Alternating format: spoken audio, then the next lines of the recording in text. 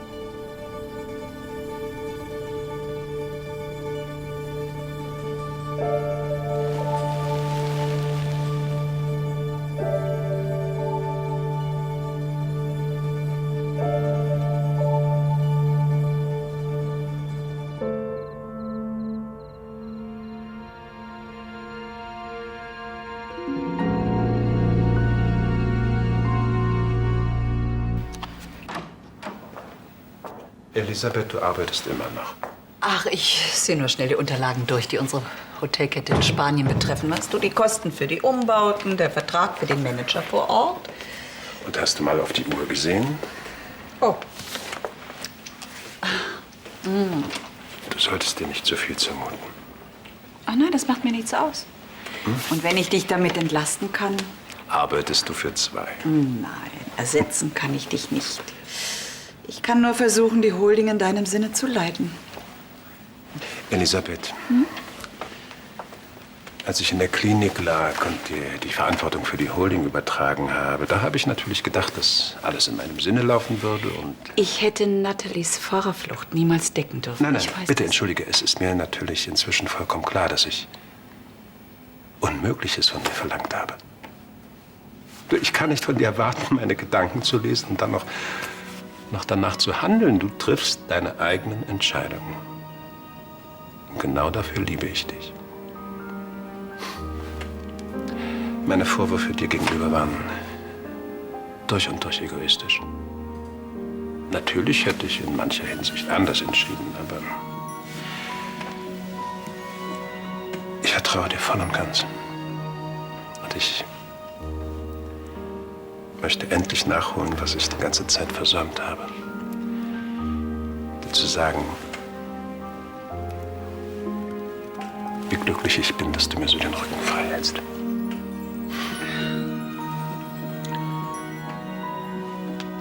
Und jetzt ab ins Bett.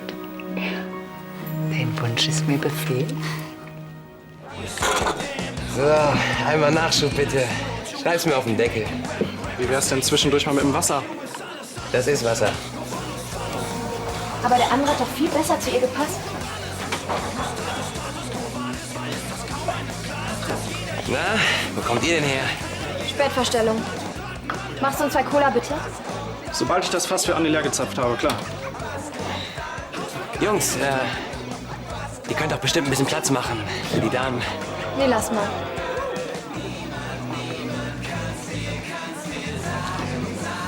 Besten Dank auch. Komm, als ob Lisa nicht wüsste, was du wegbechern kannst. Und ich dachte, sie will eh nichts von dir. Dafür wird Olivia so bluten. Anne, deine idiotische Racheaktion, die bringt nichts. Wer sagt das? Mein gesunder Menschenverstand. Und vielleicht hat Olivia den ja auch und merkt langsam, dass du sie nur verarscht. Sonst hätte sie sich ja wohl auch schon lange bei dir gemeldet, oder? Das liegt nur daran, weil die Frau ziemlich kohlegeil ist. so. Olivia lässt sich ja auch von so einem reichen alten Knacker aushalten. Ich habe nur einmal was von meinem Bauarbeitergehalt gesagt und weg war sie.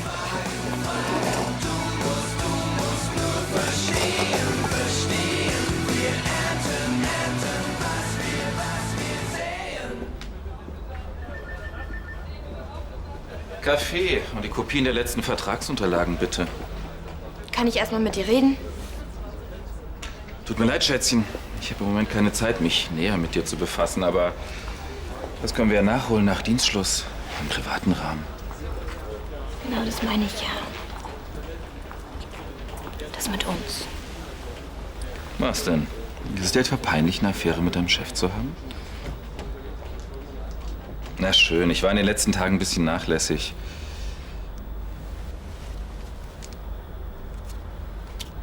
Kauf dir was Schönes. Ich will das nicht. Ich will nichts mehr von dir. Auch nicht die Hotelsuite. Du machst wohl Witze. Nein, ich meine es ernst. Hör zu, Schätzchen, ich habe dich nicht eingestellt, weil deine Kopien so schön sind. Ja, das war mir klar. Wenn du jetzt hier rumzicken willst, ich kann dich auch einfach feuern. Das ist nicht mehr nötig, weil die Kündigung liegt schon auf dem Schreibtisch.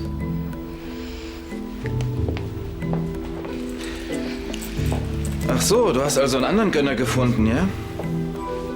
Was zahlt er dir denn? Du verstehst wirklich gar nichts, oder? Das sagt meine Frau auch immer. Dann solltest du vielleicht ausnahmsweise mal auf sie hören. Sollte ich das? Was bei Männern wirklich zählt, sind Qualitäten, über die du nicht einmal ansatzweise verfügst. Liebe und Respekt. Wow. Ich habe mich für jemanden entschieden, der mir vielleicht finanziell nichts bieten kann, aber das, was uns beide verbindet, ist mehr wert als alles Geld dieser Welt.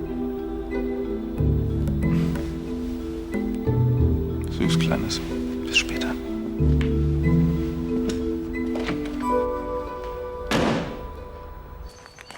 Du, daran könnte ich mich glatt gewöhnen. Ich habe aber nicht jeden Tag Freistunden. Morgen musst du wieder alleine spazieren gehen. Ja, wenn du wieder zu Hause wohnen würdest, hätten wir öfter die Möglichkeit dazu. Ich weiß, Johannes. Du kannst doch nicht ewig bei deinem Klassenkameraden wohnen. Ich bleib so lange bei ihm, bis ich eine Lösung gefunden habe. Ja, und wie soll die aussehen? Willst du deine Wohnung nehmen? Ich würde natürlich für die Miete aufkommen. Nein, alleine wohnen ist nicht mein Ding. Ich suche mir eher ein Zimmer in der WG. Konstantin, komm nach Hause. Ich denke doch, dass wir unsere Probleme begraben konnten. Wir schon. Du meinst, Elisabeth hat etwas dagegen? Du, sie hat doch längst bereut, dass sie überreagiert hat. Dass sie nicht mehr mit dir unter einem Dach leben wollte, hat sie doch nur im ersten Schock nach meinem Infarkt gemeint. Bei mir aber ganz anders an. Und, wie kam das bei dir an? Konstantin, ich war zwar sehr krank, aber ich bin mittlerweile durchaus in der Lage, auch unangenehme Nachrichten zu verkraften. Also, wenn zwischen dir und Elisabeth noch etwas vorgefallen ist, dann sag es mir bitte. Bitte frag sie selber, okay?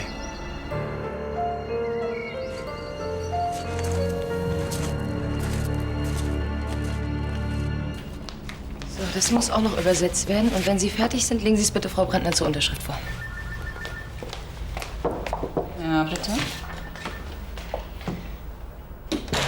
Die Verträge werden rechtzeitig fertig. Senor González hat den Termin bestätigt. Und sollte es noch Unstimmigkeiten geben, kläre ich sie mit ihm persönlich.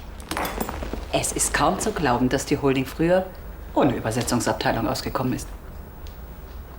Und Ihnen scheint die Arbeit ja richtig gut zu tun. Und wie? Ich hatte den ganzen Vormittag keine Sekunde Zeit, an etwas anderes zu denken. Allerdings könnte ich mir was Schöneres vorstellen, als Ansgars Betthäschen täglich über den Weg zu laufen. Olivia Schneider, der hat gekündigt. Wirklich? Ja. Und Ansgar machte nicht den Eindruck, als würde er das sonderlich bedauern. Was aber nicht heißt, dass unsere Krise überwunden ist. Aber Ansgar sieht, dass ich es mit dem Entzug ernst meine. Und das ist im Moment das Wichtigste. Sie können sehr stolz auf sich sein. Anstatt sich vor Ihren Problemen in den Alkohol zu flüchten, stellen Sie sich ihnen. Durch meine Sucht habe ich auch schon genug angerichtet. Ich habe Charlie Schneider angefahren und Sie auch noch mit hineingezogen. Ich denke, wir sollten diese Geschichte vergessen. Und Johannes? Kann er das auch einfach so vergessen? Wir haben uns ausgesprochen. Er hat eingesehen, dass ich in einer schwierigen Situation war und ihn mit meinem Schweigen nur schonen wollte. Tja, wie Sie sehen, wir können alle noch einmal von vorn anfangen.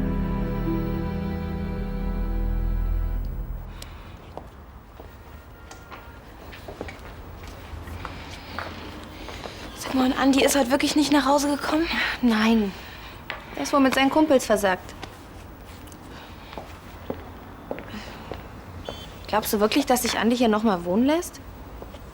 Naja, schön wär's. Sag mal, Olivia, du hast in letzter Zeit ein paar Mal so komische Bemerkungen gemacht. Von wegen Liebe, Typ ohne Kohle und so. Ja? Na und? Naja, täusche ich mich oder meintest du damit Andi?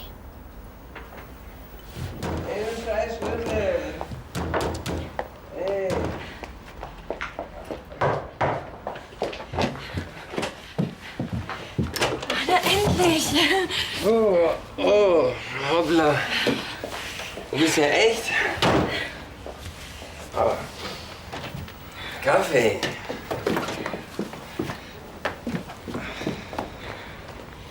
Also, du hast wahrscheinlich gar nicht mehr mit mir gerechnet, aber ich musste ganz Wichtiges noch loswerden.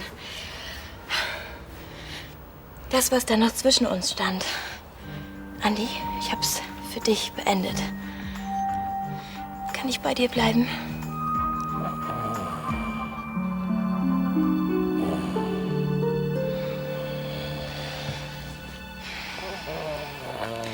Frustsaufen und nur wegen mir.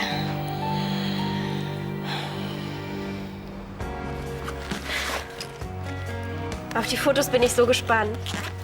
Ich frage Nico gleich, wenn sie nach Hause kommt, wo man die besten Abzüge machen kann. Die besten Erinnerungen hat man doch sowieso hier oben. Ich wette, Gregor und Sarah hat unser Trip auch gefallen. Bis es zurück hat sich bezahlt gemacht. Ich habe keinen einzigen Mückenstich. Und du? Na? Ich? Na? Zeig her. Ich bin einfach nur froh, endlich wieder mit dir allein zu sein.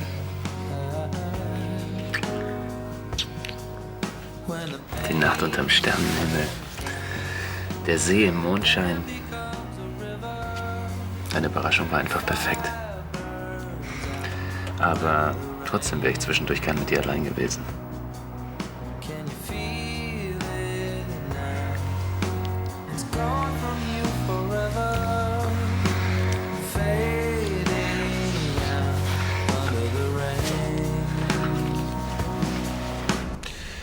Erst springt uns die Firma für den Stadionneubau ab. Und jetzt in Madrid das Architekturbüro für unsere Hotels. Und alle erhalten in letzter Sekunde ein besseres Angebot von Degenhardt. Herr Degenhardt, der muss wirklich immer gut informiert sein. Ja, sonst könnte er uns nicht ständig in die Quere kommen. Es muss irgendwer interner von hier weiterreichen. Ach, darauf sind Sie also auch schon gekommen. Wer hat den Zugriff auf unsere Bauvorhaben? Martens, der koordiniert alles. Ist seit 20 Jahren bei uns beschäftigt. Halten Sie es für möglich, dass er gegen Geld Informationen weitergibt? Tja, bisher konnten wir uns eigentlich immer auf ihn verlassen. Verheiratet, 3 Kinder, eher unauffällig. Andererseits, für wen kann man heutzutage schon noch seine Hand ins Feuer legen? Ja, es wäre in dieser Lage tatsächlich ein Risiko.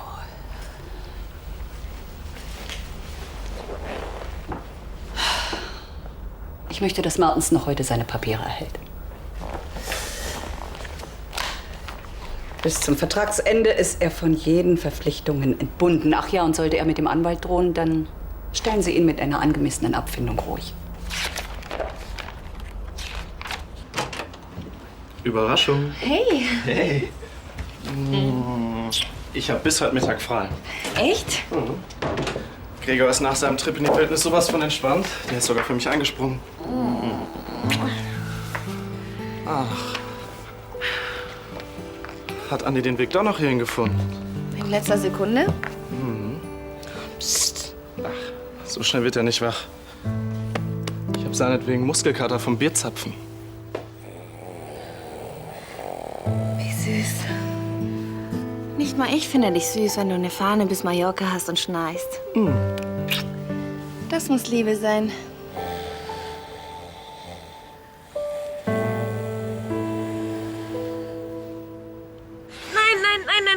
Nein, ich kann nicht mehr. Wie war das? Ich kann nicht mehr. Also, in deinem zarten Alter, da hatte ich aber eine bessere Kondition. Männer, dass sie immer nur an das eine denken müssen. Naja, wir setzen eben Prioritäten. Ich werde dich auch noch lieben, wenn du alt und bucklig bist. Ich kann nicht glauben, dass ich das gerade gesagt habe. Und du bist mit Abstand das Beste, das mir je im Leben passiert ist. Sag mal, hast du heute schon was vor? Nö. Gut, dann zieh dich an. Wir gehen zum Standesamt. Was? Ja, lass uns endlich einen Termin für die Hochzeit machen. Jetzt? Ich weiß gar nicht, ob ich die Papiere so schnell finde. Na dann los, such sie. Ich will dich, Jane. Ich will dich für den Rest meines Lebens. Und ich möchte, dass der Rest meines Lebens endlich beginnt.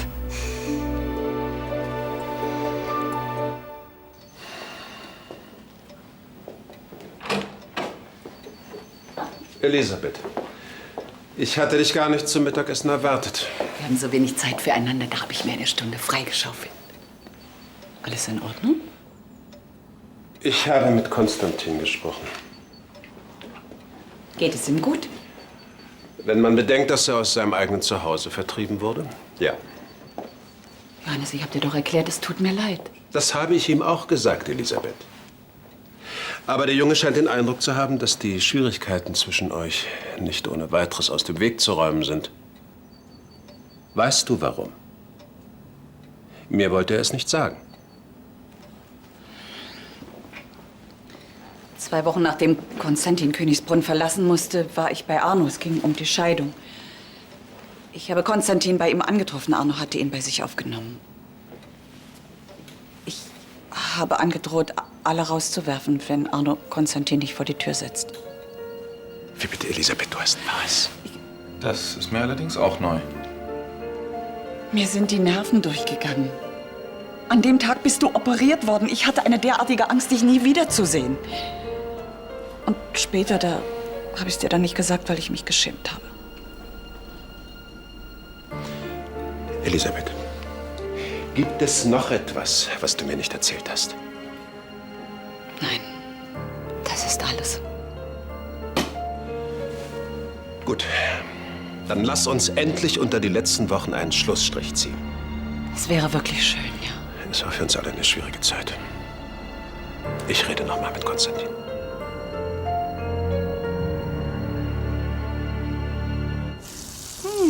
Ich weiß gar nicht, wann es das letzte Mal hier so gut gerochen hat. Bei mir wird das sofort anbrennen. Hey, Finger weg. Das ist für Andi. Der pennt doch noch. Bitte. Okay, aber nur ein kleines Stück. Danke, bist ein Schatz. Wer ist ein Schatz? Was ist hier los? Ich bin aus dem Hotel ausgezogen. Und wo sollte ich denn sonst hin? Ich habe ja alles für dich gemacht. Wow, das hast du echt gebracht? Hm? Ja, das hättest du nicht gedacht, dass mir die Hotelsuite und das ganze Geld völlig egal sind. Sorry, aber das ist mir zu früh. Okay. Aber vielleicht bringt dich das ja wieder ein bisschen auf Trab. Hm? Gibt's nämlich zum Nachtisch. Oh nein. Was ist denn los? Mir wird schlecht, wenn ich daran denke, von wem das ist. Moment mal. Du glaubst, ich habe die von einem anderen Mann? Ich könnte dir sowas nie kaufen. Das ist auch der Grund, warum es mit uns beiden nie funktionieren wird, Olivia. Andi. Andi, ich liebe dich. Der ganze Luxus hier, das bedeutet mir nichts. Ich würde dir so gerne glauben. Ich habe alles für dich aufgegeben. Alles. Welchen Beweis brauchst du denn noch?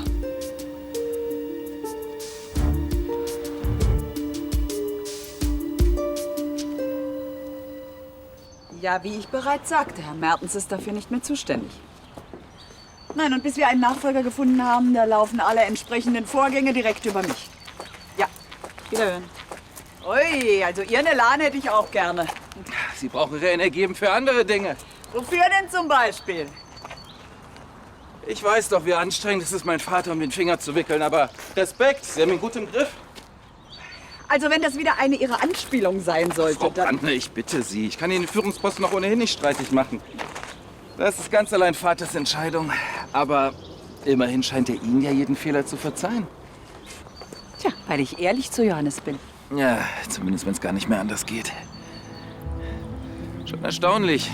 Der schnelle Einzug auf Königsbrunn. Sie haben mich in meiner Entscheidung doch bestärkt. Ja, und schon leiten Sie ein millionenschweres Unternehmen. Was wollen Sie mir unterstellen? Ja, Frau Brandner, Sie brauchen mir doch nichts vorzumachen. Ich habe Sie durchschaut.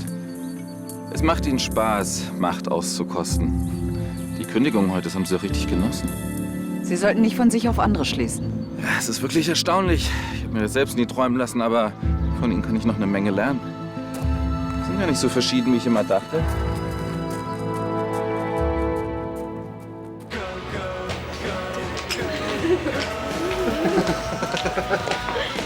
Ja, lange nicht mehr gesehen. Hey, eine Flasche Sekt und 1, 2, 3 Gläser, bitte. Das nenne ich ein Wort. Wir haben ja gestern nur mit Wasser auf dich anstoßen können. Ja, heute haben wir was ganz anderes zu feiern. Nein. Leonard ist endlich Chefarzt geworden. Nein. Leider nicht. Man hat dich zur Miss Wildfee 2007 gewählt. Also, die Frage stellt sich gar nicht. Dann muss ich passen heute. Jan und ich, wir waren gerade auf dem Standesamt und haben einen Termin für unsere Hochzeit klargemacht. Ja, und ich hätte nie gedacht, dass wir so schnell noch einen kriegen. Herzlichen Glückwunsch, die Flasche geht aufs Haus. Muy bien.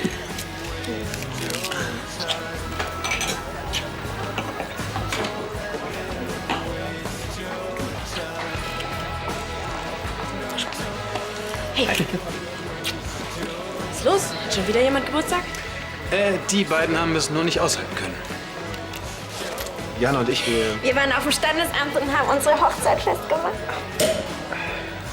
Glückwunsch. Was ist? Kriege ich auch ein Glas?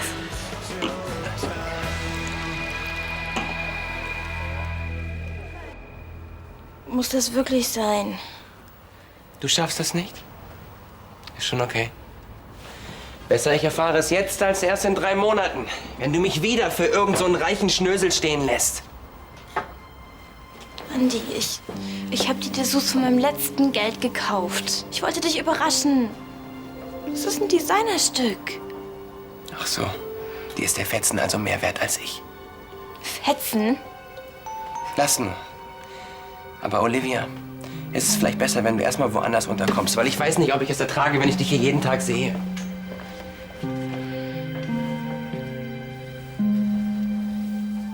Also gut.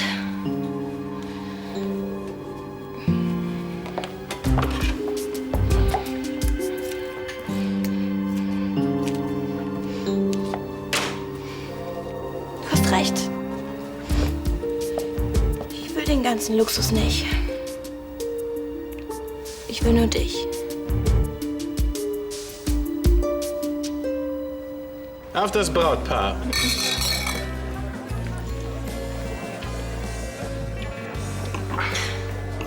Habt ihr denn schon konkrete Vorstellungen? Also für mich ist eigentlich am wichtigsten, dass... Na, eine Fahrt auf dem Kreuzfahrtdampfer. Ach, sie will nach Las Vegas. Ich will so eine 3-stöckige Hochzeitstorte. Die mit diesen kitschigen Figuren oben drauf, die finde ich toll.